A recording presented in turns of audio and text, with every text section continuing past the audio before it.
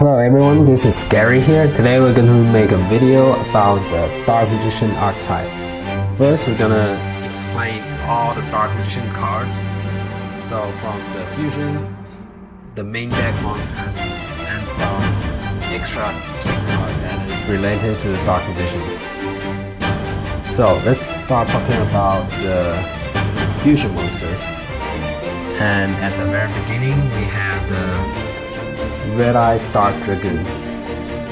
Personally, I believe this is the strongest monster in the Dark Magician archetype. But I wouldn't personally play this as my boss monster, only because it is too strong that everyone is expecting it, and the entire meta is just about outing Dragoon. So I wouldn't play this too much, though the Dirty Anaconda send this to the send Red Eyes Fusion to the graveyard, summon Dragoon, pass. I wouldn't do that because everyone is expecting that they will super poly you, they will kaiju you, they will do anything they could just to do it. And then we have the two other Dark Magician boss fusion monsters. Let's talk about the Dark Magician, the Dragon Knight first. This is another really good card, just as good as Dragoon, with the Eternal Soul. These two cards together can just win you the game, and if you add in Circle, basically it's really hard to out these three cards on the field. So you have the Circle, the Eternal Soul. Whenever this die, bring it back, banish a card, and this protects the Eternal Soul, and the Eternal Soul make Dark Magician, the Dragon Knight, immune to all card effects. I believe that's what it says. Yeah, unaffected by all your opponent's card effects. So basically they have to head over this, and then they still have to deal with the Circle banish after this dies, because it's going to come back immediately by the Eternal Soul's effect. And the only downside about this card is it's really hard to bring out, because you have to, you can't send, there's no easy way as a Red Eyes Fusion just to fusion this card. You have to hard fusion with Dark Magician and the Dragon Monster to get Dark Magician, the Dragon Knight, or you can use Eye of Timaeus, which is even harder to use. As we all know, this is not, it's a Dark Magician, even it's Dark Magician in the text, but it is not Dark Magician whatever it required to search it. The Dark Magicians. So this card is very easy to bring out. You only need Dark Magician and another spellcaster, or Dark Magician Girl and another spellcaster, which is pretty good. And you can draw a card every time you use another card. Basically, you can Dark Magician, summon the Dark Magicians, use Circle, search 3, and add another Dark Magician card, and then you are guaranteed to draw whatever you put on top of the deck with the Circle. So really good combo with the Circle. And yeah, and when it dies, you can anywhere. So deck, hand, and graveyard.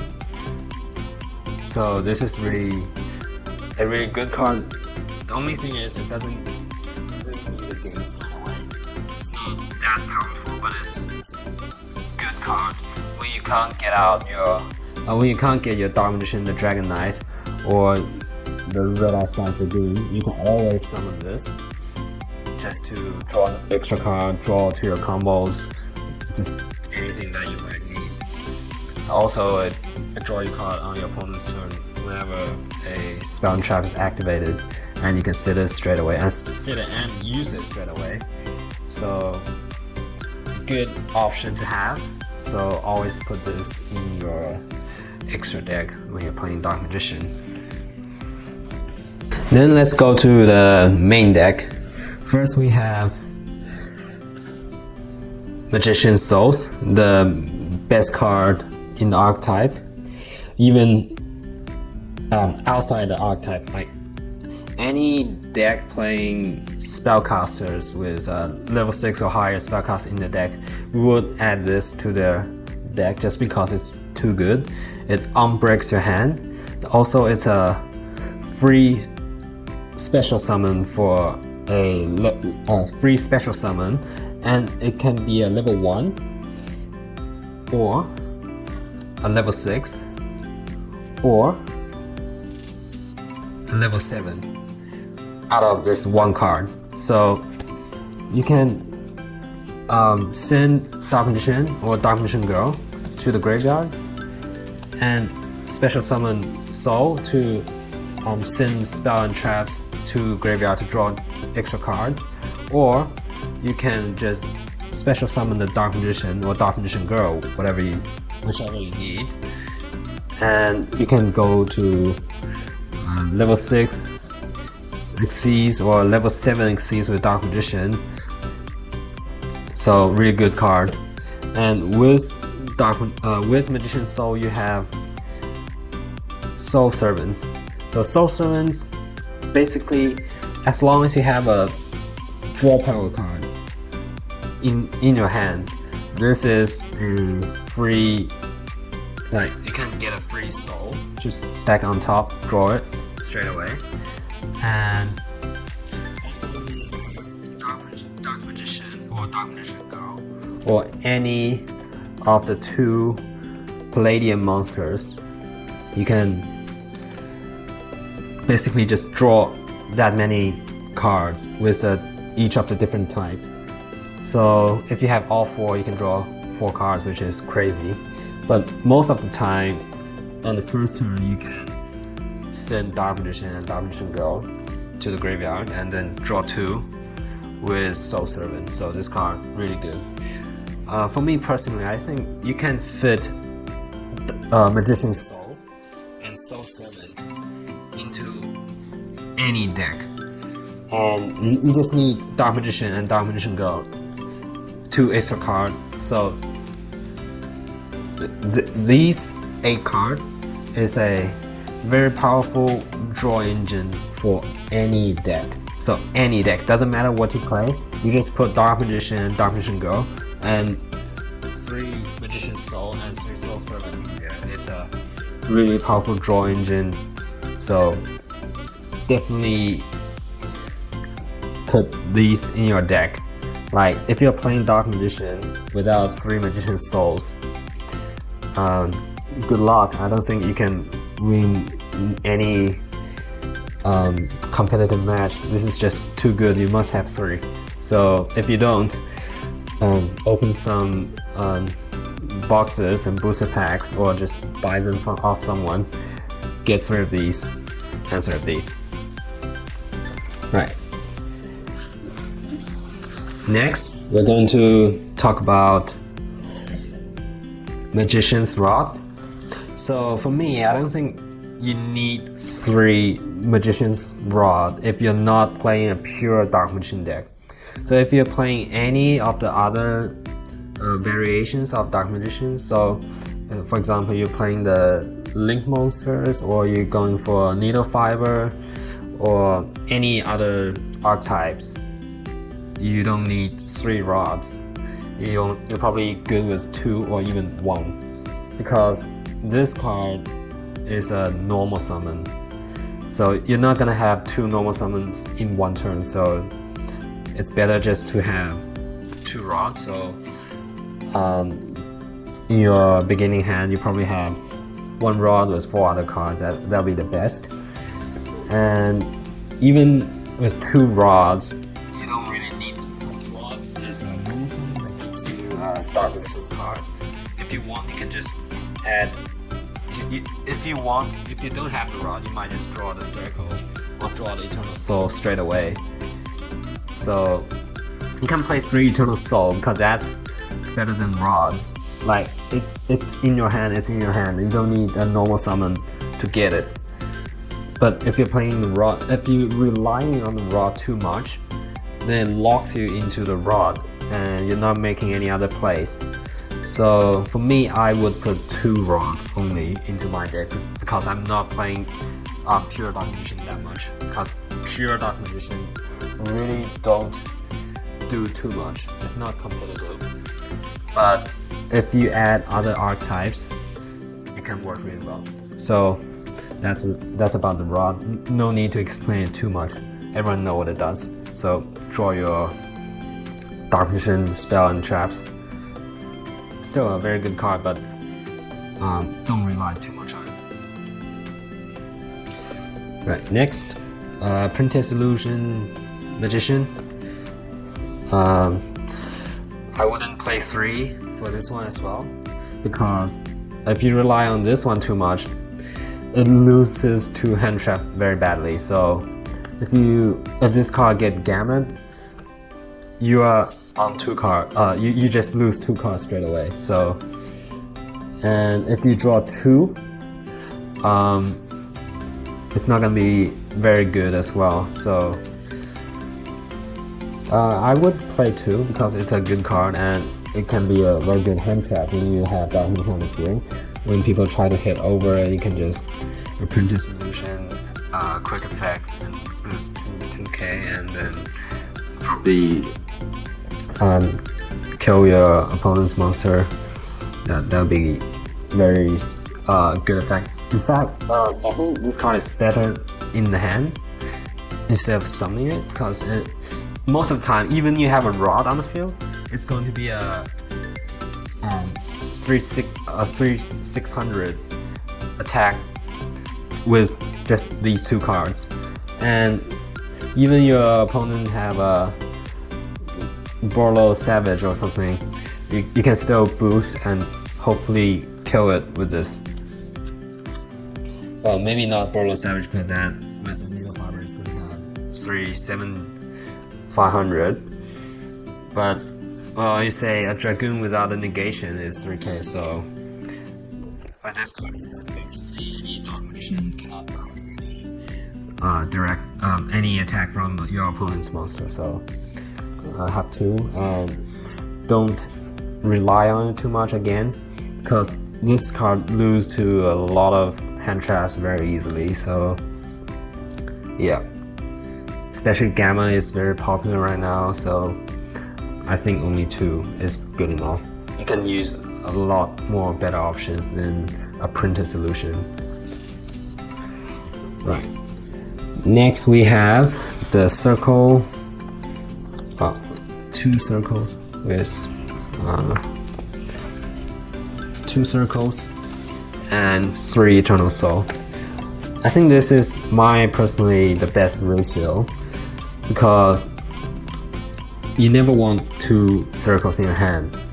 Like, if you have 2 circles in your hand, you pretty much just brick, and you're not gonna do much with the extra circle. Even you can recycle circle with Magician Souls, but a lot of time you don't draw this and the circle is a dead card in your hand. So you want to avoid it as much as possible. So 2 circles with 3 Eternal Soul, because when you draw a circle, you can always search the rest of the cards. Say these are in your deck, you have a pretty good chance searching a Eternal Soul as a circle. You don't have the Eternal Soul, but you have the circle.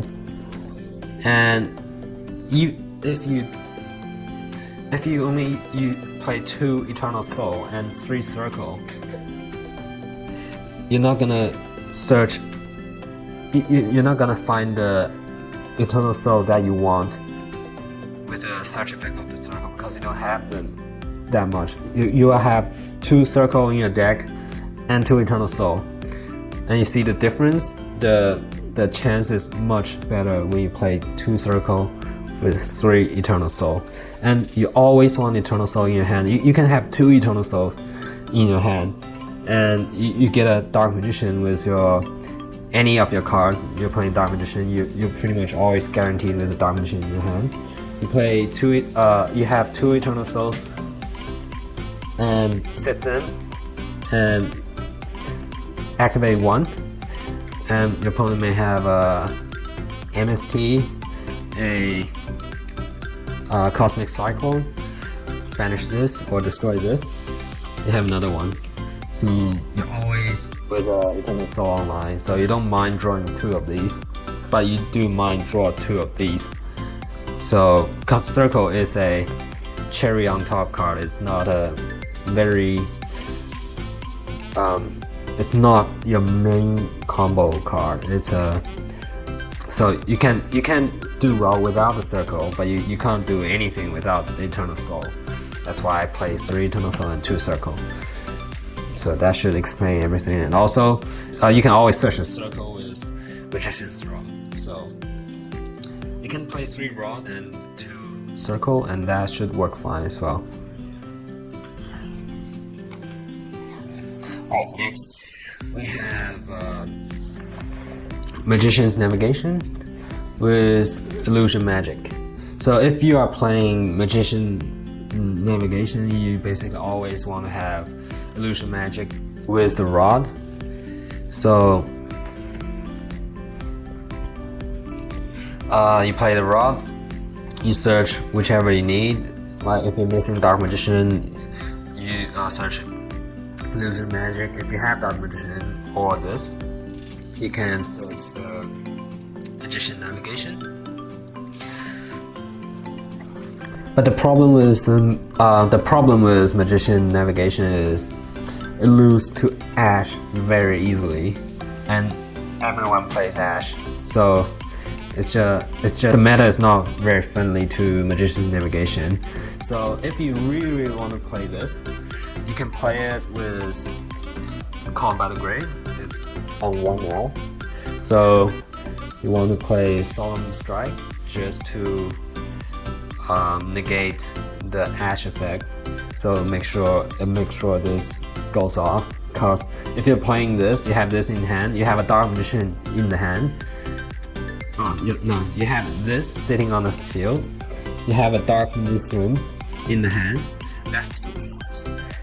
And if this get Ash, you're playing with 3 other cards, which is not very likely it's not going to do too much, and you're just sitting there waiting for opponents to OTK you on that turn just because they Ash your Magician Navigation, which is really bad. So I would play 2, even 3 Solemn Strike with the Called by the Grave just to counter the Ash Blossom play from your opponent. Yeah, and that's for Magician's Navigation.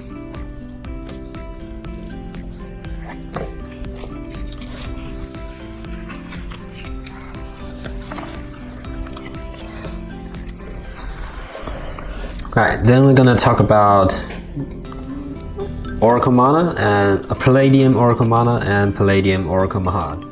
So these 2 cards is very situational as well. So I wouldn't always put them in, like I wouldn't put them in the main deck, but I would put them in the side deck. So the mana is very good against a control heavy deck. So if they play a lot of hand traps, so when you have mana in the graveyard, you can send it with Magician's Soul. So you can send any of these with Magician's Souls,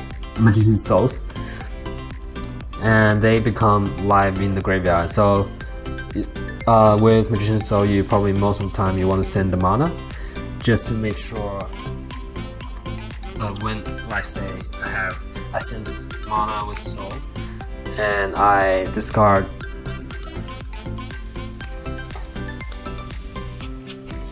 I send 2 cards to the graveyard to draw 2 cards. If they negate my Magician's Soul with an Ash Blossom or Effect Veiler, or with an Ash Blossom or Effect Veiler, I can just special summon mana on the field. And once mana dies, I can get a Dark Magician Girl on the field, which is good enough to make up for the 2 cards I sent to the graveyard. So mana with to play against hand traps, but this is a brick in the deck as well, so you might want to play a 50 or 60 card deck just to put mana in there and make sure you don't draw it in your hand, because that mana is a dead card in your hand if your opponent doesn't play any hand traps against you. And Mahad, I will play Mahad against a dark monster, a deck mainly playing dark monsters, say the Phantom Knight and the Dragon Link have a lot of dark monsters, and Dark Magician himself, and yeah, I can't think of anything else. Maybe Shadow. So anything, any deck with a lot of dark monsters, you can put 2 or 3 Mahads in there and just to turbo Mahad out, and you can do a lot of plays with that. Soul Servant, you can always top deck this card and then draw it off the Soul Servant. So I think you only need 1 Mahad to play the deck. And yeah, also a lot of people don't remember this, but Soul Servant can top deck a Dark Magician card from anywhere that says from hand, deck, or graveyard. So from anywhere, even you have Mahad in the graveyard, you can always top deck him again and special summon on the next one. So you don't really need to Mahad to do the Mahad play. You can just use Soul Servant instead. Right. Then we're going to talk about some other Dark Magician archetype spell cards, spells and monsters. And that's about all the good Dark Magician cards we can mention in this video. If I missed out on any other Dark Magician cards that you want to know about, you can leave a comment in the comment section below, and I will answer them maybe in the next video. So let's start from the Eye of Timaeus. So Eye of Timaeus is a very good card because as you're playing Dark Magician, it's not that hard to get a Dark Magician on the field in the first turn, or even this, it's not hard to get a Dark Magician on the field with a Dark Magician deck. But the thing is, you can't rely on the Eye of Timaeus. If you draw it, it's good. If you don't draw it, you can't expect it. Next one is Successor Soul. I think this is a really strong card going second, but doesn't do much going first. And purely because if you're going first, you're not gonna have a one effect monster your opponent control to send it to the graveyard. So you don't have anything to send. All you can do is sit Successor Soul, but you miss out on the good plays like the Fusion, Xyz, Link monsters. You miss all of that.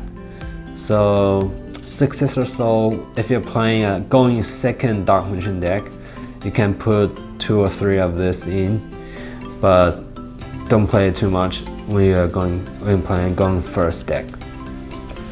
Dark Magic Attack as well. When you're playing Eternal Soul, Dark Magic Attack is really good to wipe out your opponent's back row. So when you're playing against a back row heavy deck, put Dark Magic Attack in there, you're always right. You can always wipe their back row. Right, next one, Bond Between Teacher and Student. It's searchable by by Circle and Soul Servant. So this card is very strong. Also sits Dark Burning Magic, which board wipes your opponents. So Bond Between Teacher and Student, you want to play it when you can consistently get Dark Magician out on your first turn. which is not that easy when you're playing Dark Magician. You can bring Dark Magician out with Magician's Soul, and you might want to consider another way is playing the Fusion deployment as well. If you're playing a Fusion deck and you can bring out Dark Magician very easily, you can add this to a deck, but for the other decks, don't play this. It's not worth it. At the end, we have Magician of Chaos. This is a very good retro monster of the Dark Magician archetype. You can bring him out very easily with Secrets of Dark Magic. It's very strong. You can pop a card every time an effect is activated, and it counts as a Dark Magician when it's on the field or in the graveyard. So a lot of people don't play this, mainly because he is pretty hard to bring out. But if you're playing pure Dark Magician, it shouldn't be that hard. If you can play the Dark Magicians, and then you should be able to play Magician of Chaos. And this card is a lot stronger than the Dark Magicians. And that's about it for the Dark Magician archetype. That's it for today's video. Thank you for watching. In the next video, I'll share with you a pure Dark Magician profile, and see you in the next video. Bye bye.